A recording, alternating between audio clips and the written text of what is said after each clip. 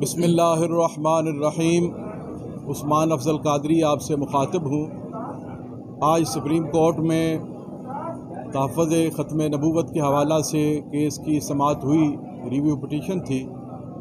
अदालत उज़्मा ने कहा है कि हम मज़ीद मौका देते हैं, जो हज़रात अपनी तहरीरी जो चीज़ें हैं वो अगर अदालत तक पहुँचाना चाहें तो वो चंद दिन में अपनी तहरीरी चीज़ें और मौक़िफ़ और दलाइल जो हैं वो अदालत उज़्मा को पहुँचा दें। इसके अलावा अदालत उज़्मा ने कुछ सवालात भी किए हैं, अल्हम्दुलिल्लाह हमने उसका जवाब भी दिया है। अल्हम्दुलिल्लाह कसीर तादाद में उलमाए किराम भी आज मौजूद थे, सीनियर वकला भी मौजूद थे और काफ़ी तवील गुफ्तगू हुई है। इंशाअल्लाह अज़ीज़ ईद के बाद दोबारा इस केस की समाअत होगी। हमारी तरफ से मेरे वालिद गिरामी हज़रत पीर मोहम्मद अफजल कादरी साहब ने रिव्यू पिटीशन दायर की थी, लेकिन चंद रोज़ कबल उनका इंतकाल हो गया, वो इस दुनिया से पर्दा फरमा गए। तो उनकी जगह मैं भी हाज़िर हुआ और भी अकाबिर उलमाए किराम हाज़िर हुए। तो अदालत उज़्मा ने मुस्लिम की तारीफ़ के हवाले से भी बात की। अल्हम्दुलिल्लाह हमने कुरान पाक की आयात जो हैं उनका रेफरेंस उन्हें नोट करवाया। दीगर जो है कुछ राय थी वो भी हमने उनको आगाह किया और इस अज़्म समीम का हमने इरादा किया कि हम नबी रहमत सल्लल्लाहु अलैहि वसल्लम की शानों के तहफ़्फ़ुज़ के लिए, बिलख़ुसूस अक़ीदा ख़त्म नबूवत के तहफ़्फ़ुज़ के लिए उलमाए किराम जो हैं वो दलाइल भी देंगे और अपना भरपूर किरदार अदा करेंगे। मैं मीडिया से गुजारिश करता हूँ कि वो भी इस ईमानी मसला में अपना पूरा तावन जो है वो हमारे साथ फरमाएँ और तहफ़्फ़ुज़ ख़त्म नबूवत के लिए वो भी भरपूर किरदार अदा करें। बहुत शुक्रिया, जज़ाकल्लाहु अहसनल जज़ा। उन आयात को आपने बाप मिर्ज़ा ग़ुलाम अहमद कादियानी के ऊपर चस्पा करने की कोशिश की। इसी वजह से हमारे वालिद माजिद मौलाना मंसूर अहमद चिन्योटी रहमतुल्लाह ताला अलैह ने 1980 में, आज से 44 साल पहले, सदर ज़ियाउल हक़ मरहूम से एक मुलाकात करके उनको ये तफसीर पेश की और उस तफसीर के ऊपर लिखा हुआ था अमीर अल मोमिनीन मिर्ज़ा बशीरुद्दीन महमूद अहमद, यानी उस वक्त भी कादियानी उसको मुसलमानों का, मोमिनीन का अमीर मानते थे, हालांकि काफिर मुसलमानों का अमीर नहीं हो सकता। तो उस ज़माने में 1980 में सदर ज़ियाउल हक़ मरहूम ने एक सदारती हुक्म के ज़रिए से इस तफसीर की तबाअत को बैन किया था।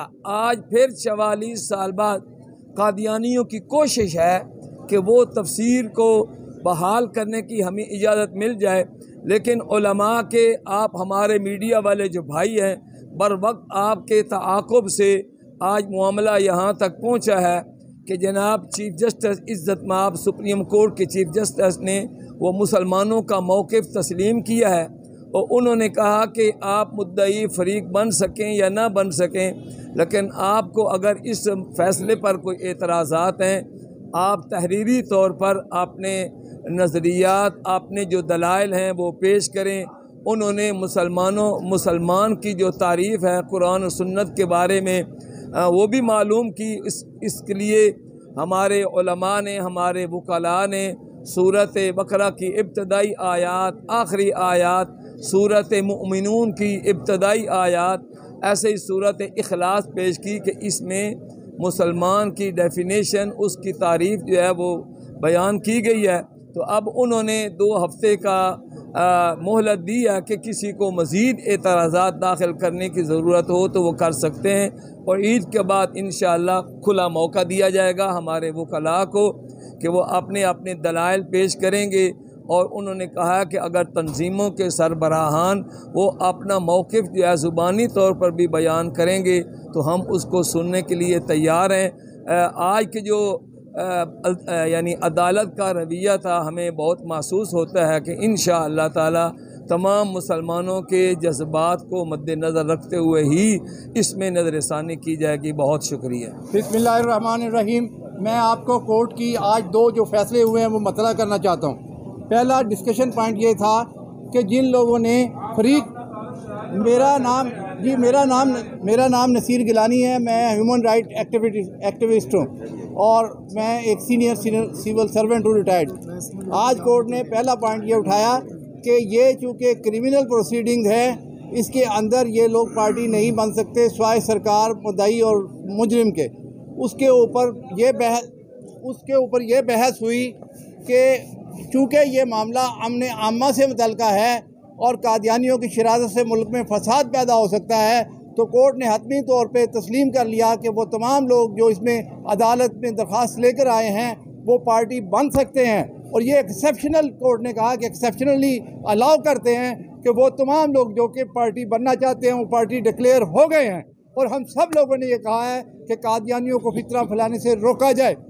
दूसरा जो फैसला हुआ है वो आर्टिकल 260 के बारे में हुआ है, क्योंकि कोर्ट ने पहले मुसलमान की डेफिनेशन के बारे में पूछा, फिर ये पूछा कि ये कहाँ किस आर्टिकल में आई है, फिर ये पूछा ये कुरान में कहाँ से अखज़ हुई है।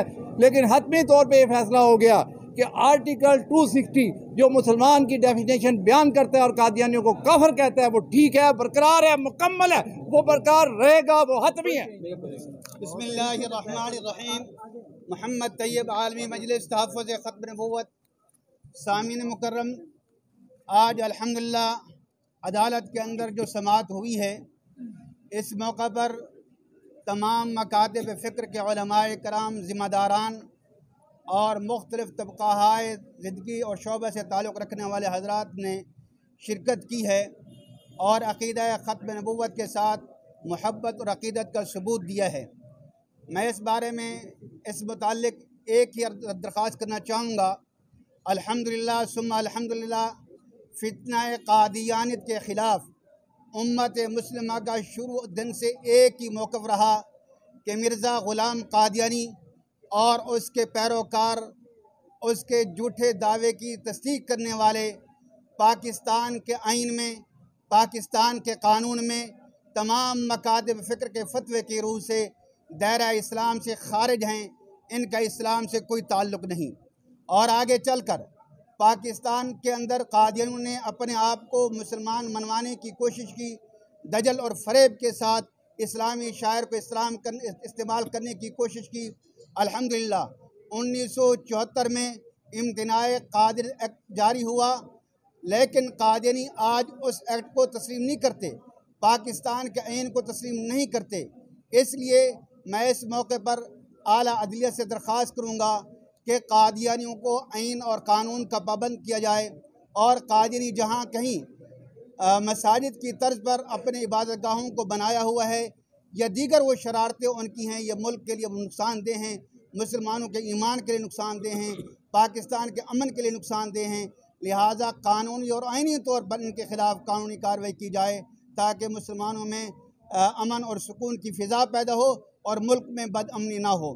तो इस मौके पर जो हज़रात तशरीफ़ लाए हैं, जिस तबके से ताल्लुक़ रखते हैं, मकतब से ताल्लुक़ रखते हैं, मैं उनको खिराज तहसीन पेश करता हूँ। इंशाअल्लाह जिस तरह अव्वल दिन से ये तारीख़ ख़त्म नबूवत चली थी, तमाम मकातिब फ़िक्र एक ही बेंच और एक ही मौक़िफ़ लेकर के आए थे।